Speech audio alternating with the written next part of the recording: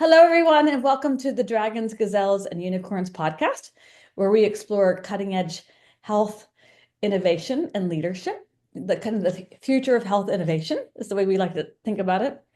Rosemary Truman, I'm the founder and CEO of the Center for Advancing Innovation.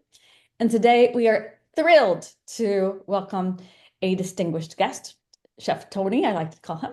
He's a maestro and magnet of food innovation in the DMV and beyond, with his finger on the pulse of R&D and innovation, commercialization, and has a wealth of experience in the realm of all food together with his lovely wife.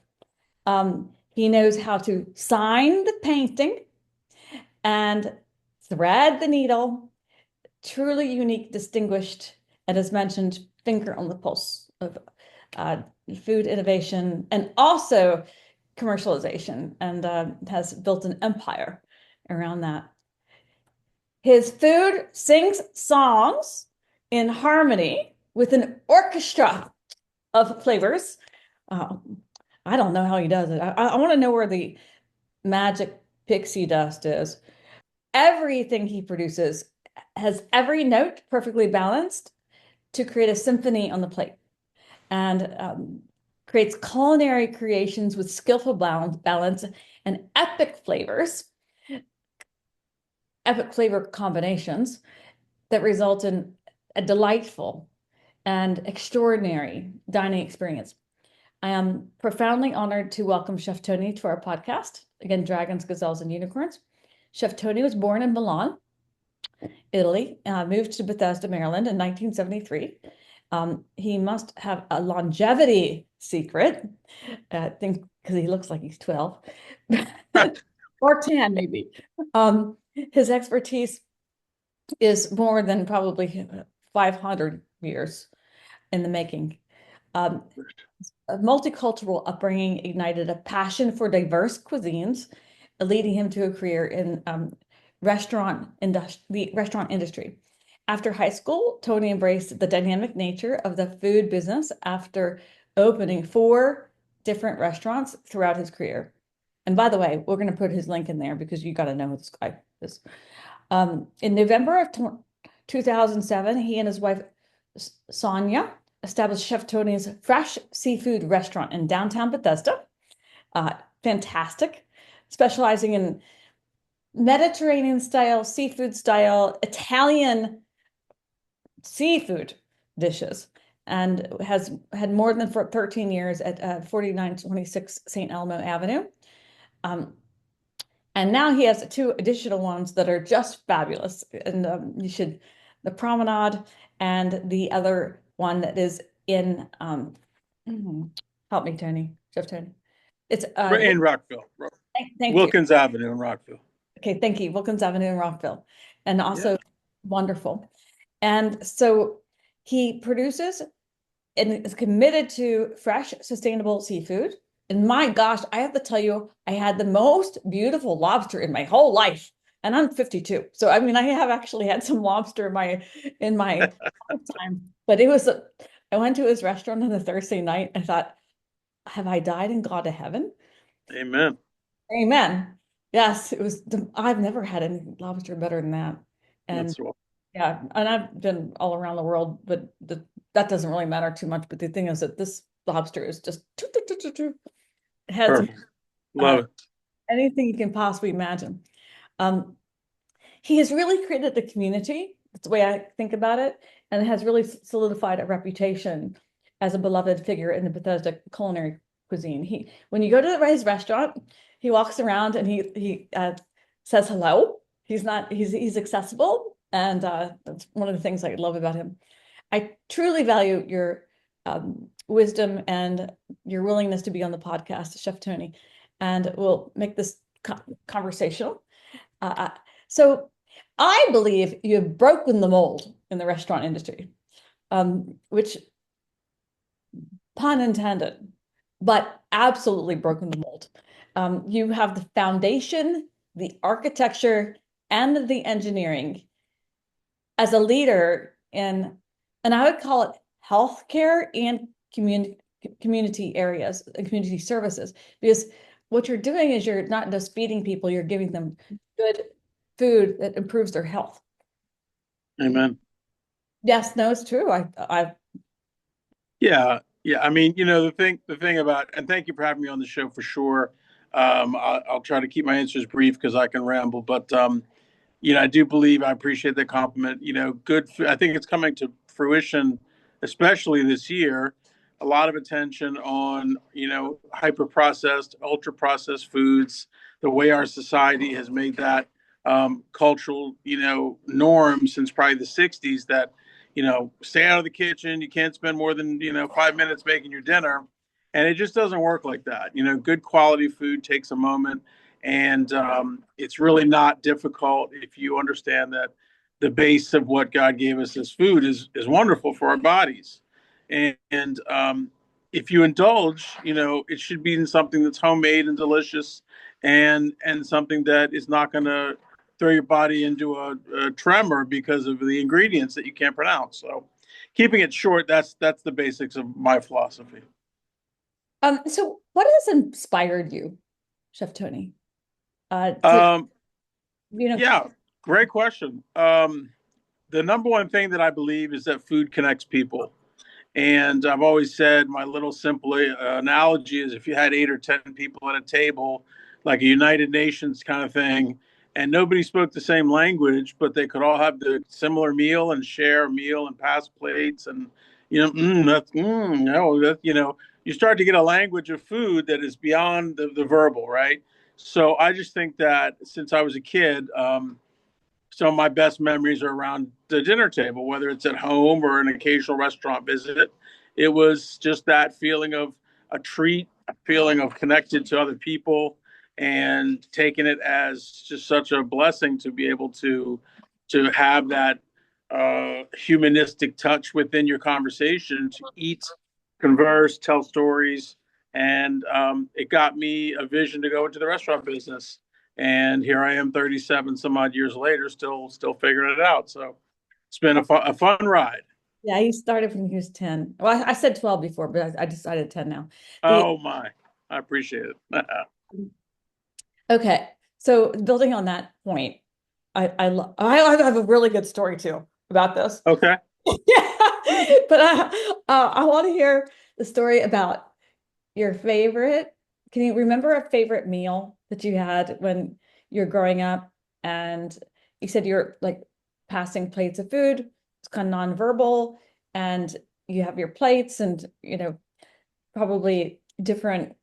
I'm curious about what was your favorite memory, and great. what were you eating? Well, I do remember one particular dinner that was fun, and the food was always part of it. But I'll give you the kind of the sense of where it ties things together. We had a family dinner at our house with probably 6 or 8 people, some relatives, some friends. And I remember finishing up the dinner, and as I was clearing the table, and I was probably 7 or 8 years old, or maybe 9, I don't know. Um, every guest had put a little quarter or 50 cents underneath the plate. So as I collected the plates, I started collecting some tips. So it's maybe not the food memory, but the income memory. But it was honestly that kind of relates because for me, it just ties together having fun, having food, breaking bread, as it's called, and figuring out that whatever the food is, honestly, our philosophy has just been simple to keep it fresh and healthy and put a lot of love into the plates. That's really it. I mean, we're not trying to do a twist and make your head spin and not figure out what you're eating and all that. It's really just about good quality food and service and keeping hospitality front and center. That's really our philosophy. So it's worked for us. We've been in business 17 years, and we don't plan on changing that anytime soon. So I hope that got some memories out there for you. But there's plenty of them, honestly. Oh well, I have a couple stories. They're pretty funny. So, so I am known for being the pepper connoisseur and the spice connoisseur. You And are. did I ever share any spices with you?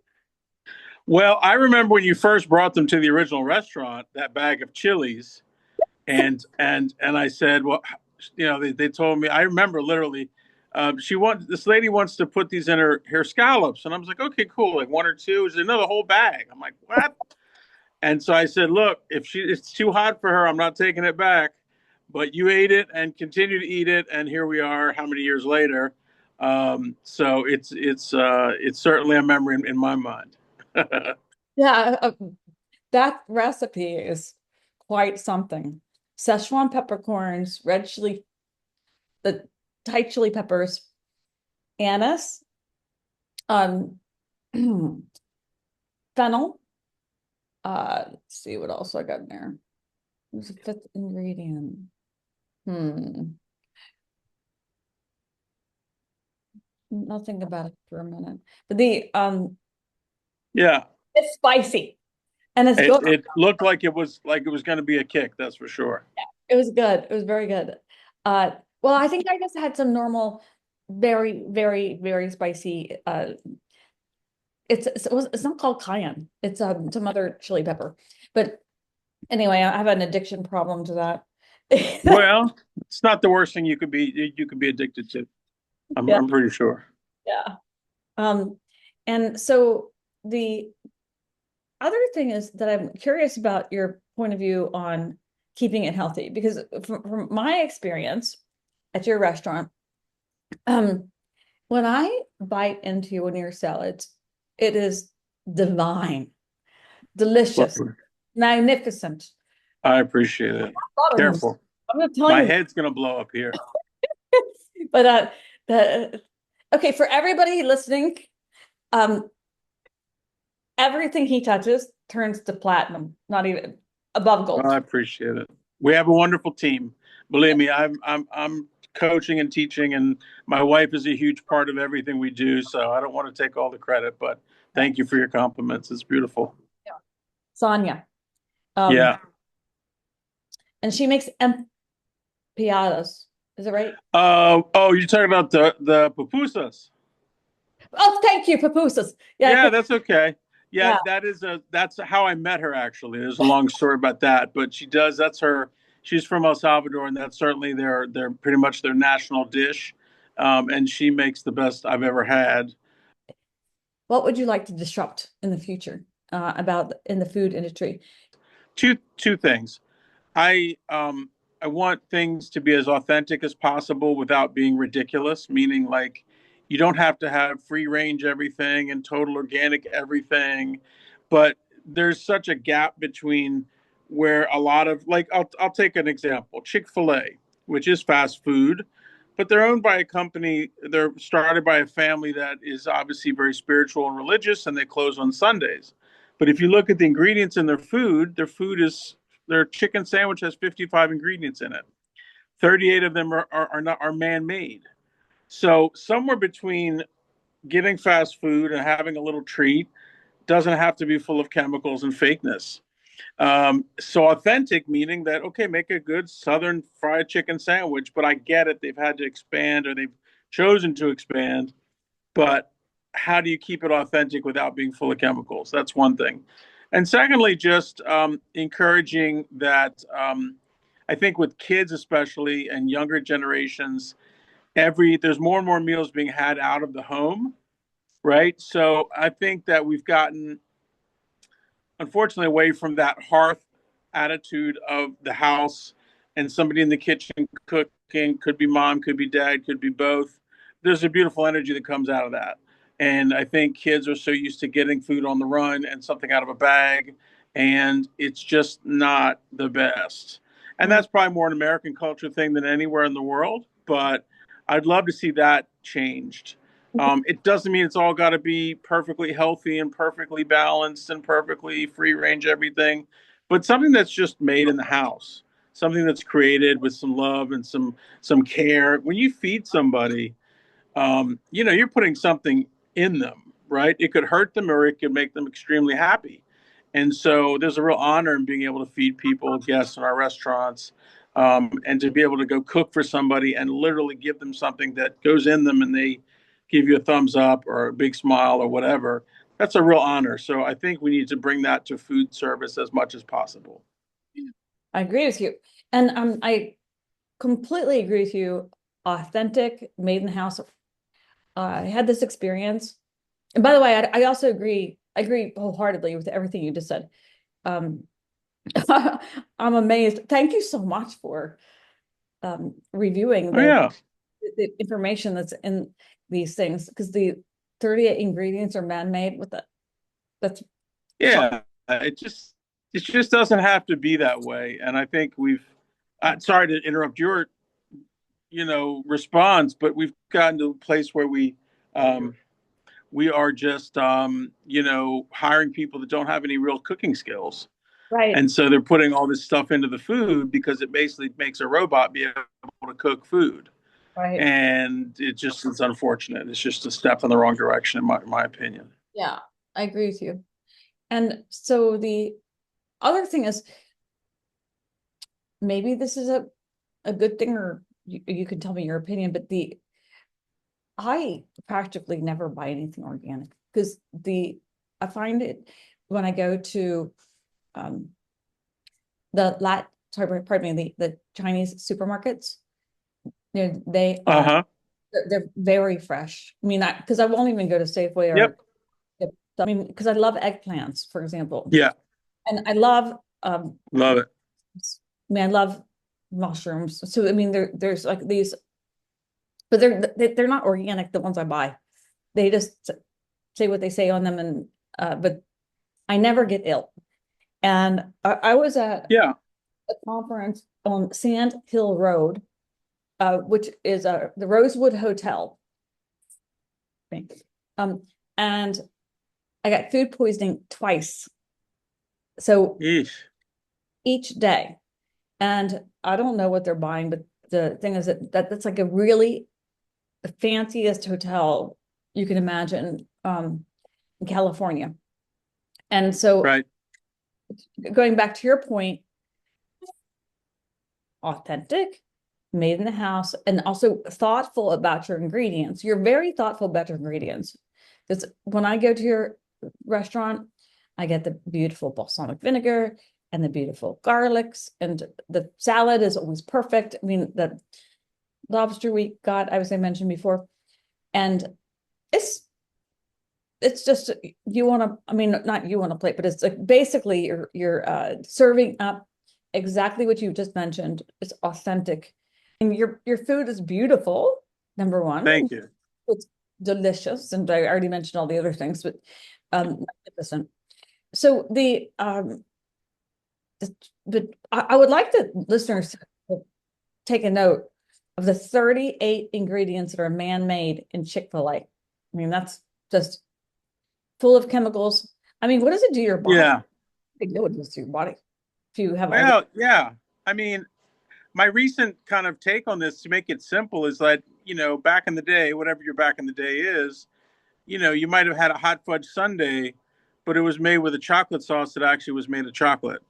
And you might have had ice cream that had vanilla and sugar and eggs and cream, but it wasn't stretching and thinners and thickeners and, something that keeps it on the shelf for 10 years. I mean, like good food should mold, right? Real ingredients don't last around forever. So we've gotten to where we've put convenience and shelf life above quality. And also, I'll say this little bit of a rant is that you shouldn't expect a nice tomato in January. Like it doesn't work that way. There's a season, and food goes in and out of seasons. And again, we're not super high end. We're not trying to be too, highbrow. But it's like just serve things when they're supposed to be served. Get the best of the season, and then there's going to be an end to that.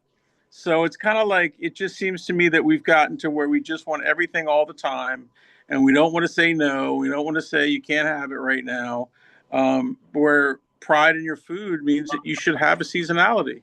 And whether it's something simple like a treat of a brownie or a piece of fish just nicely grilled with a little bit of fresh, chopped up vegetables on top, like a salsa or a pico de gallo or whatever, it doesn't have to be complicated, but just make it quality. Drizzle of olive oil, a little bit of balsamic, whatever you're going to put, makes the dish, pop. And so I appreciate your compliments, but it's really just keeping it simple.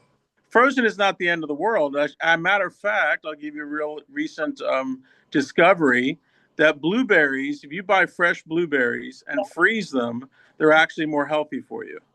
Oh, interesting. And what makes It concentrates, I won't be able to remember what it said, but it concentrates a certain element of the blueberry and changes it by freezing. oh Another little thing, another little thing is that for us that have challenges with our sugar, right?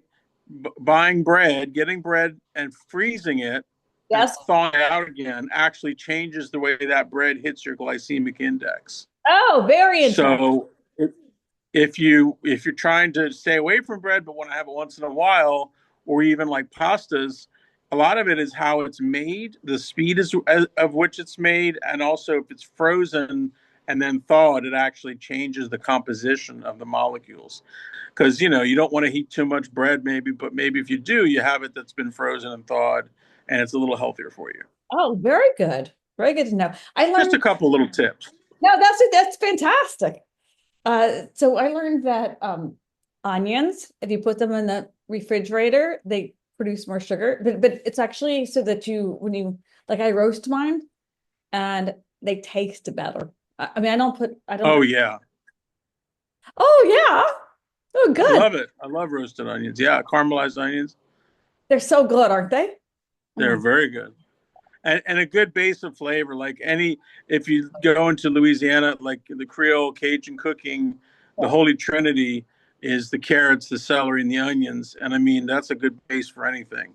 So having a good technique, and that's another thing, like teaching younger people about cooking, just the basics of like how to take your roast vegetables and start a soup with some good roasted vegetables gives it so much flavor, and Oh. it's not rocket science. It just needs a couple steps in the beginning to make it really awesome. So so Chef Tony, I'll just say this quickly because I have a lot more questions for you, but I was dying to do like a McDonald's with roasted vegetables because, for example, eggplants roasted, zucchinis roasted, onions roasted. I mean, then, I mean, basically, you're talking about 50 calories for like a cup, and then Right. your body it takes 32 calories to digest it. So you're talking about the end is 22 calories, and plus you're full. You know what I mean? I Right. Because of fiber. Mhm. and Yep. um, and it doesn't have a lot of sugar, so the it's wonderful. I mean, because Yeah, basically, there's room to improve big time in the fast foods using stuff like that. I mean, you get great vegetables and know how to handle them, with a simple process. They're delicious. I think kids, and I'll say this, I could go rant on different directions, but a lot of adults will make assumptions that our kids won't eat vegetables or our kids don't eat such and such. Well, maybe it's the way you make them, and maybe that they're not that great, and yes, maybe they'll eat them if they were handled properly. yes, And maybe if you made them a little creatively and dressed them up and give them some zing, they would like them and actually turn. Like, so I've always challenged like my grandkids to try. They don't like something, that's fine, but they have to have actually tried it. Because yes, kids will just, oh, I don't eat such. I'm like, did you ever try it? No, but I'm like, you know what? So, anyways, to your point, I think the fast food business could be great with incorporating a lot more good hearty vegetables. the you're correct because if they had them cooked properly, to your point, That's it. I love them, and especially with some of your beautiful techniques. Um, Yeah. Well, I appreciate it. It's absolutely. I mean, a mushroom. I love mushrooms myself, but if you don't cook them right, there's a little bit of a lack. yes, They're not as great as when they're really done properly and maybe with the right side ingredients and how much moisture you leave in them or not. Just little things. yes, Um, and we're actually doing a mushroom class in our cooking class in a couple of weeks, but that's a side note. But I agree. I agree. We should have more veggies on the menu with great preparations because people remember when they first had them. They yes. had green beans and they were terrible and they didn't Oh, have any horrible. flavor. And then they say, I don't like green beans. Well, you had them one time. Or your grandma always made them like such and such, and they just weren't great. So hopefully it's like you get a reintroduction with a much better cooking technique. You know what I mean? Okay, so why don't you give a little bit of an overview of your cooking class? Because I want to know. So I love oyster mushrooms. I Okay. love portobellos. I mean, I love morels, but I can't find them anywhere. So the Those are hard to get. Yeah. yeah, Well, and we're doing a class on the 15th of February in 2025, whenever this is being seen. But we do have a local mushroom farmer who is growing his business. And actually, as I've talked with you a little bit about, his long term vision is much bigger than just the retail eating mushrooms, but as mushrooms are being used into all kinds of technologies and cultures and different stuff. But our class will be focused more on the food side, but he grows them. So he'll talk about, the methods of how to grow mushrooms and how he has his business set up and how we use his mushrooms. And then we'll cook 4, 5, 6 different types of dishes with mushrooms so that we can show different cooking techniques. So it's yeah. going to be fun. And by the way, so we looked up this gentleman, and you could use those mushrooms in fabrics and many other Yeah. Yep. elements. And actually, they're more robust. The thing is, those mushrooms are delightful. I mean, They I are. kind of There's there's that a lot to be learned about him, and I'm far from an expert. He's an expert, and he knows other experts that he's teaming up with. But I have watched enough content about mushrooms to know that the network that they have underground, like if you go into a wild setting and they're just planted everywhere, there's some crazy like communication stuff happening with yes, mushrooms. that's a interesting question. Cody and I, Cody's my right hand guy. He's the head of my innovation practice. But the thing is, we were discussing how do mushrooms communicate with one another because It, mhm, they have a it's community. so bizarre. It's very Yeah. interesting. Yeah, it's very amazing that it's almost like an internet, if you will, in my opinion, Yeah. underground, and mushrooms are talking to each other, signals are going back and forth. Someone's walking through and they're almost signaling each other that like different things are happening. It's wild. And I'm not an expert at it, but I've seen enough to know that it's fascinating for sure. Do you know if they're using pigs? Oh, for truffles and that kind of stuff. I think that's still happening. Yep. Pigs have a certain nose for truffles, and that's been going on for years in Italy and France. And isn't that a while? And it kind of reminds you that nature's all connected. Everything's connected.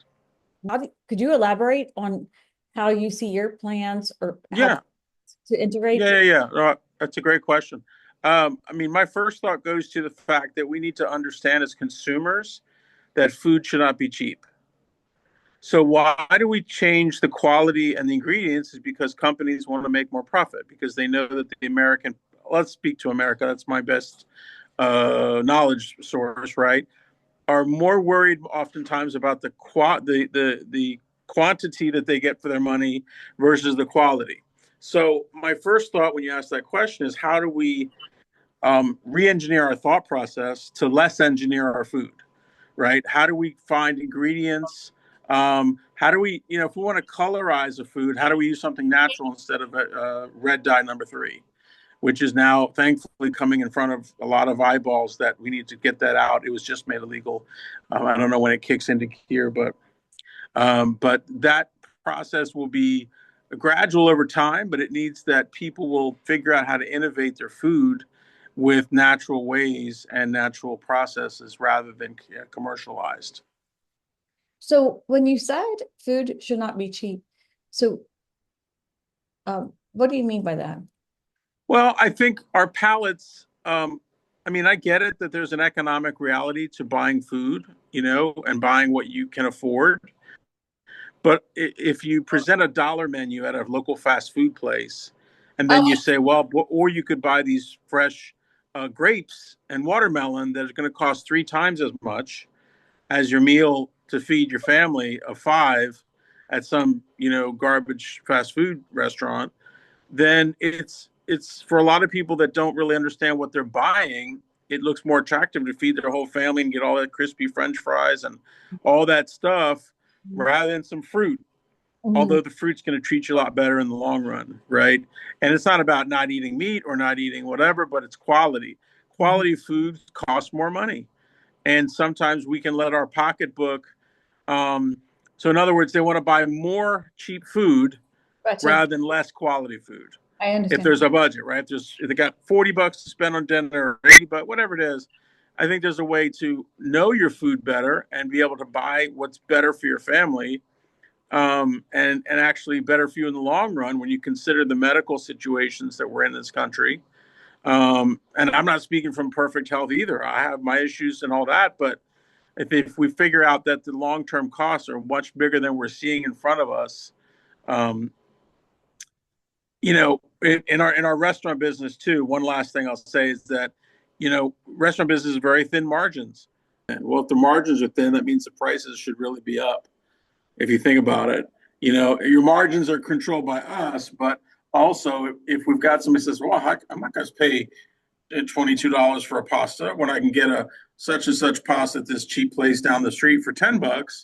Well, what are you buying? What are you really getting? How are you feeling after you eat that?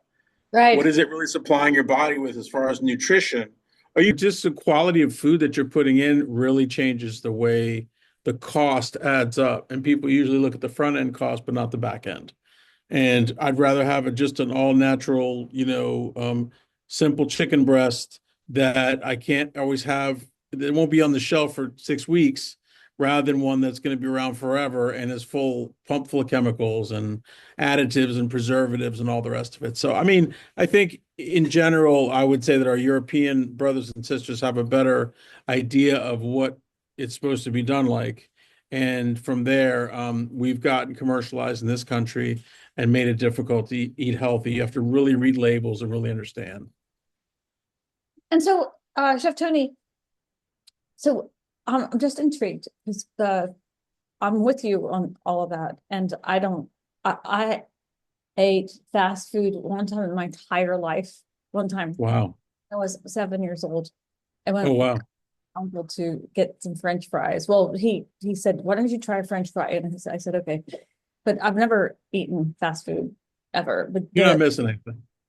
yeah, but the thing is that I thank you. Yeah. But I wonder, um, how would you recommend that people even think about fast food? How do they know what's in there?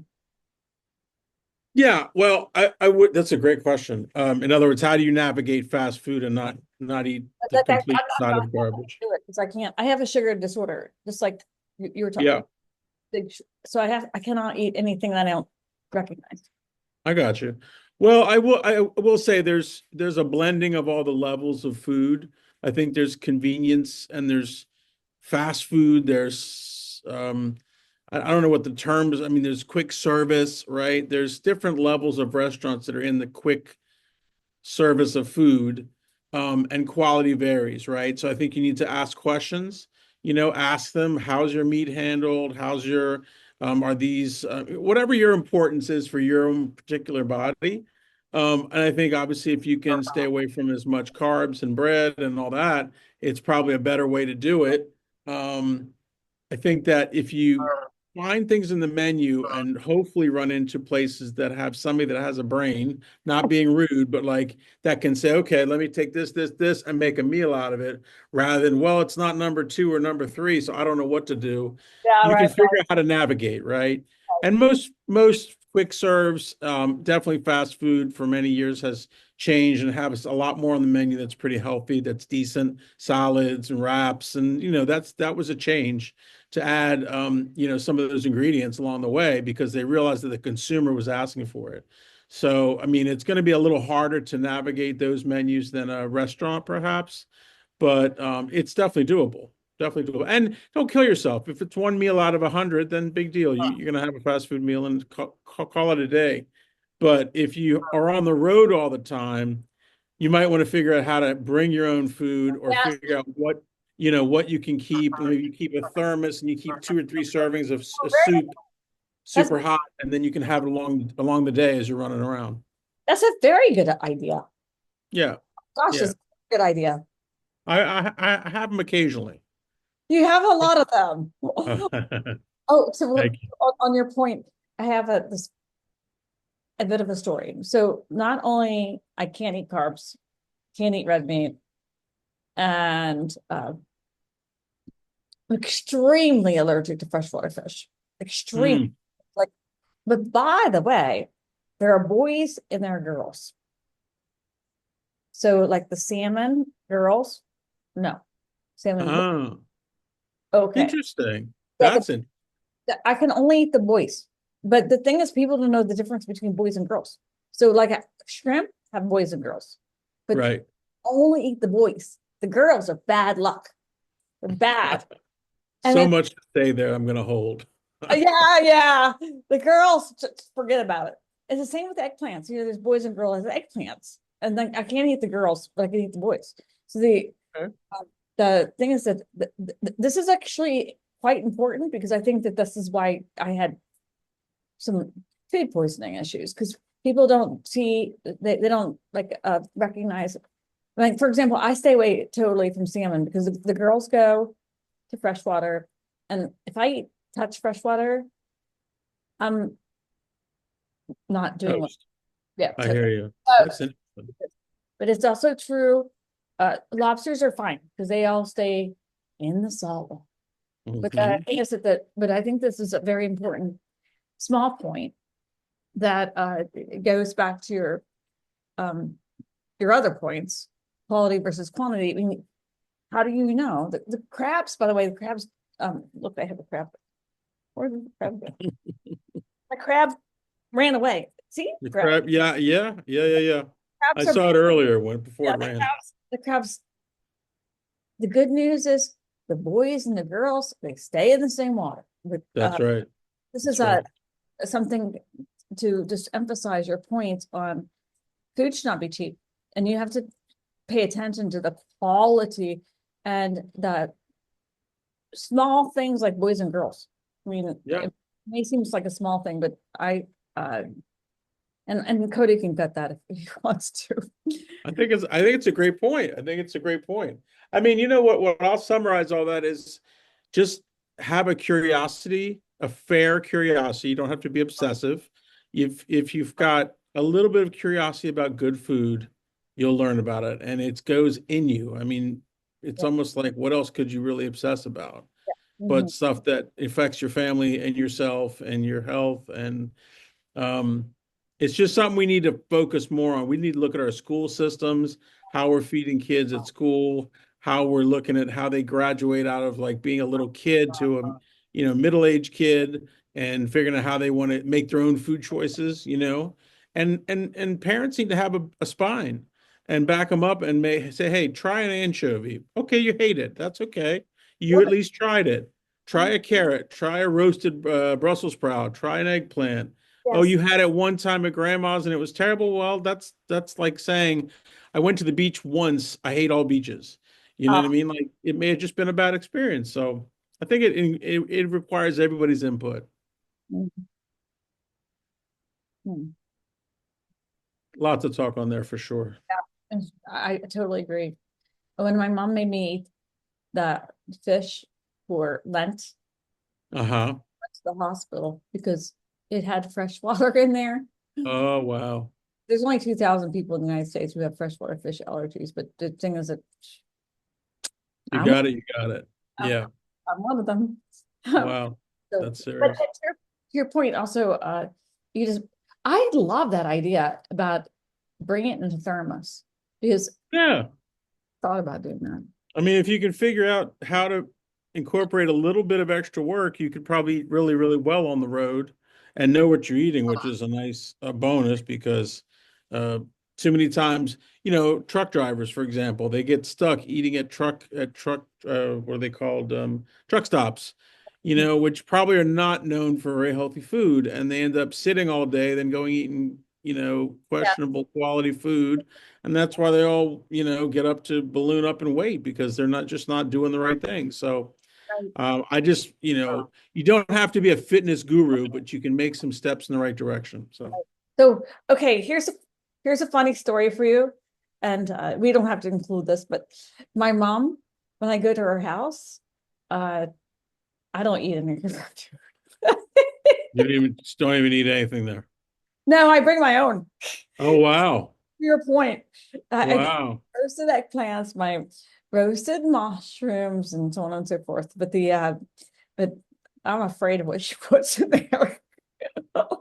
Well, that's an interesting, yeah. I mean, and that can set you, if you didn't have an open mind, her handling of certain foods might just put in your mind that it's just, I will never eat that again. And it's unfortunate because an ingredient can go in 1,000 different directions. No, I know, but she likes to burn everything. So, Oh, well, that's another option. but it's good for you, right? Iron. Right. You got to Yep. cook all that stuff out of it.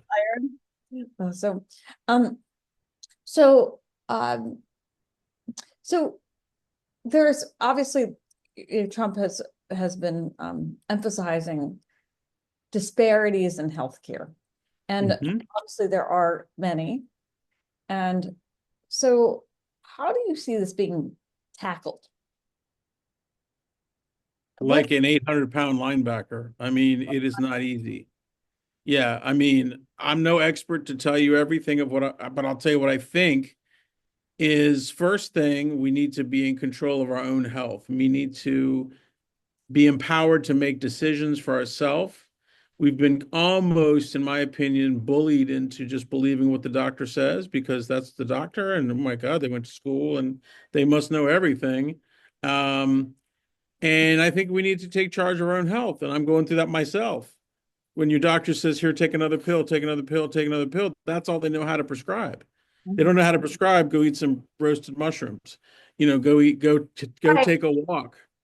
Go let the sun hit your face for 20 minutes a day, et cetera, et cetera. So it's the old phrase, if all you have is a hammer, everything looks like a nail or something along those lines, right?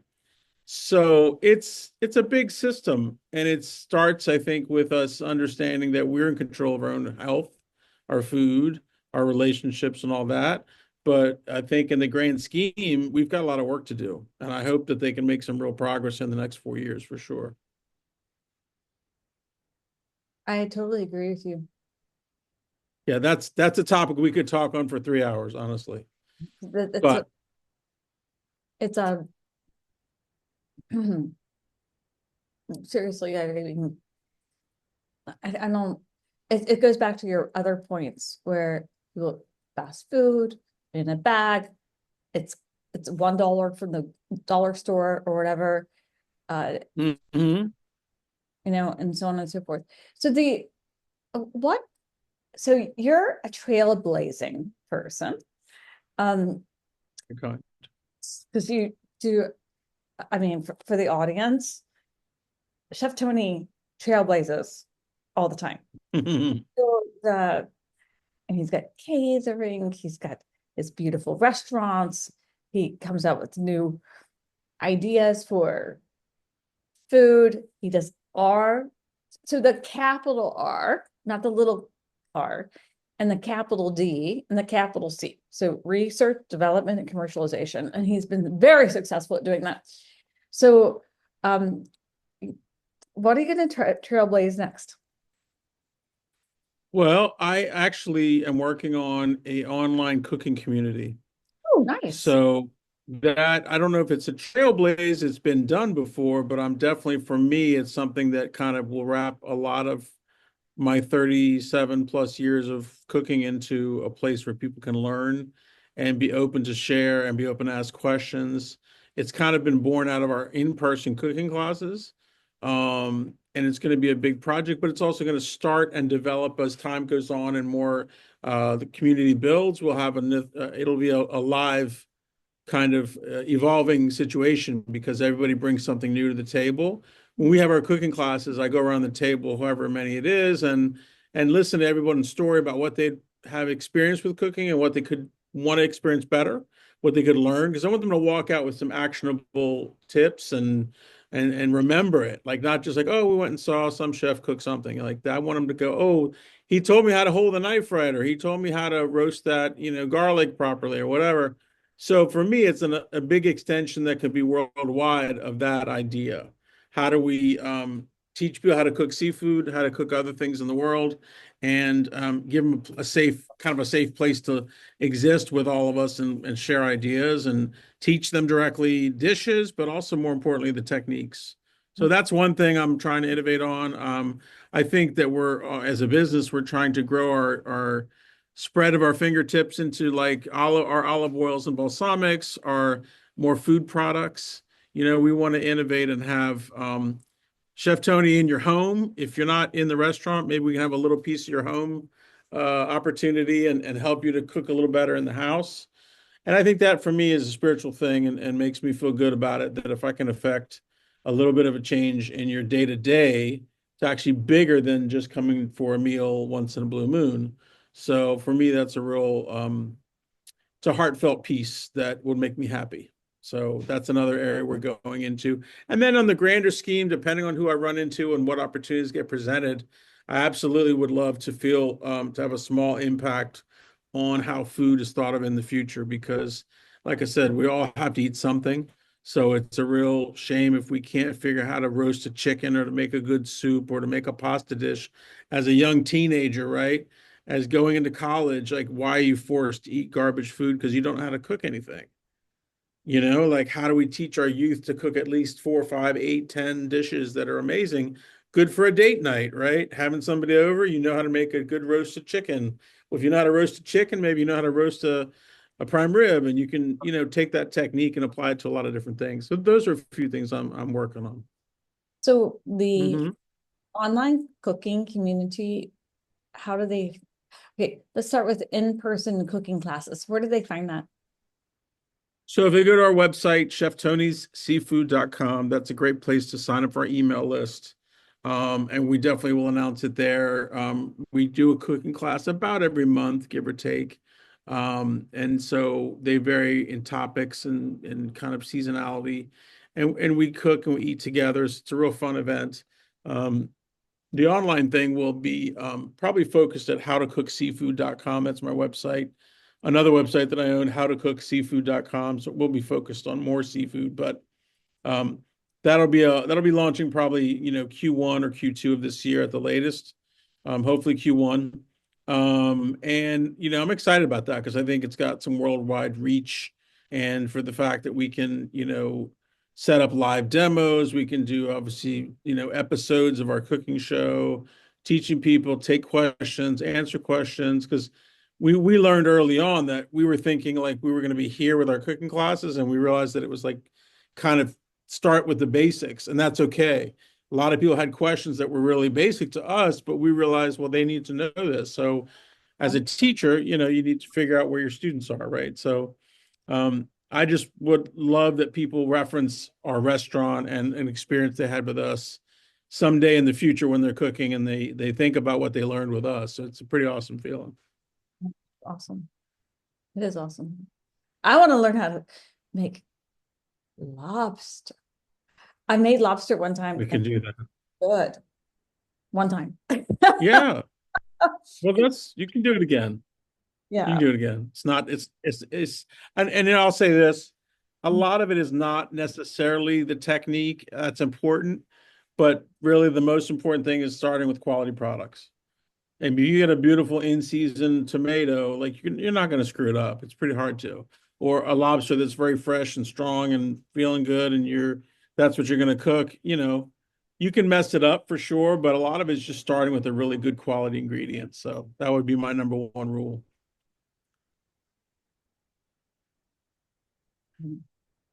Um, so I loved your idea about the 8 to 10 dishes. Because you know what? The thing I said, like, for example, people, I'm going to go back to your point about you can go to the Chick-fil-A or you can go to whatever. But if, Mm-hmm. first of all, I believe it's less expensive to just go roast something. Because, for example, it's 5 in the morning. I know this is going to sound crazy, but eggplants, mushrooms, and onions in the oven, because that's part of what I put in my breakfast with an egg white. And but Got it. every morning, pretty much. So the thing is that but to your point, it's quality, and it's doesn't, I don't put any oil in it. I put, my spices, and I put Pam. So the thing is that Right. it's I mean, maybe it's boring, but for me, it's not boring, because then I get to have my same breakfast every morning, and it's consistent and so on. But the thing is that if Right. you have those techniques that you mentioned, if you have a day over, you could have roasted chicken, roasted something like roasted pork or roasted lobster, roasted something, as long as Mm-hmm. you have high quality ingredients. But I think that's extremely valuable for people who they don't they want to just go study, for example, if they're in college, and then they want to just have the 10 techniques, I mean, the 10 Yeah. secrets for how do you make a nice meal. And I don't think that exists, honestly. I mean, but I I don't. think that it Mhm. might just birth a new course idea for me. Is like sending your kids off to college. How do you teach them the 10 basic dishes they should know how to make? Yes. And then, You so know? yes, no, because they have to. So, for example, when I was in college, and I've been to lots of colleges, but God only knows. But the thing is that it was there, and then I would uh, use whatever they had, but I would not eat things that I didn't recognize. So, but if Right. they are in a room, so for example, I have tennis pros in my house. They're staying with me, and then Okay. they just eat chicken all the time, which is, I think, it's all good. I mean, it's doesn't, Right. but I mean, wouldn't it be lovely if you had like some variety, and Right. Right. break the bank with the variety, and you just Right. figure it out. Okay, here's my week's menu, kind of thing. And then you just, because, for example, I keep going back to Great Wall, but the Great Wall place, they have nice chicken. It's like $2 a pound, but I don't buy it. But Mm-hmm. but the the reason I don't buy it is because I don't really like chicken. But they have these ingredients that you could buy, not very expensive, but it would be if you could provide like a little routine of 10 things for the next 10 days or 7 days, and then Mm-hmm. they buy it for $25 or whatever it is, and then they have their vegetables, and then have their meats, and then have some kind of because I as I already mentioned, I'm a fiend with spices, but if they have like 5 spices, like what are the 5 spices they should just rotate. And It's then, kind of one of those color wheels, and you spin the three different sides of it, and it all makes 85 different combinations. yes, and then Yeah. have some interesting food that they can make easily. And all they do is, I Yeah. mean, have a toaster oven. They could just put it in the toaster oven, and it would go for 30 minutes or something like that. And then they could be studying in the same time. And then, Yeah. I think that's a good idea. Yeah. There's a lot of opportunity there. And I think if you figure out how to keep it simple, but create some opportunity to make really good food, even if it's simple, good. And most good food is usually pretty simple. Like you said, roasted mushrooms and eggplants and onions. It's not rocket science, but it's good quality, and the flavor comes out and it's healthy. So I think there's definitely some opportunity there. yes, I agree. And I actually, well, I don't want to go into it, but I bought, I accidentally bought too many onions the other day, but but I'm gonna Oh, roast them off. Um, yeah, so you'll find a way. yes, I will. All right, Chef Tony, you were mentioning about all of the very important things that we need to do for our youth to make sure that they eat properly at the beginning of their lives, and then continue a regular habit. And you mentioned also, it's not just organic food, it's just food that's made from the home and not fast food that has like 39 ingredients Yeah. that Yeah. are you just don't even understand. And we were also talking about some of the dishes and techniques that you're going to be doing for or sharing with your cooking classes, like Yeah. different balsamics and olive oils. And anyway, I have a lot of things to review quickly for you because I so and then what I had mentioned was that it's basically what you're saying is a daily habit and effort and weekly habit and effort, and you have to have a planning strategy. And we were talking about, if you're in college, just have 10 to 15 roasting techniques that you can use. Yeah. Um, Yeah. It doesn't have to be complicated. mhm. Yeah, I think there's plenty to learn and plenty to share, but I think people shouldn't get overwhelmed with feeling they've got to learn it all at one time. And, usually lessons build on each other. So I like to teach techniques more than a recipe. They're both good, but techniques can apply to multiple ingredients, many ingredients. Mhm. Um, so, again, it's just a journey. I mean, you're going to eat the rest of your life, God willing, and you may as well learn to do it better and better along the way. So that's how I would classify it. And so um, the other thing I just want to capture is that one thing that is critically important to me about you is that you don't just do this like kind of play around. You really do the research, the development, and the commercialization in a Thank very appropriate and epic manner. And you do Thank you. on all of the spectrums that you work on and constantly innovate. And so what I always said at the beginning, you always thread the needle and then you sew. There So you go. that's the way to really do a good strategy. And then also, you always sign the painting.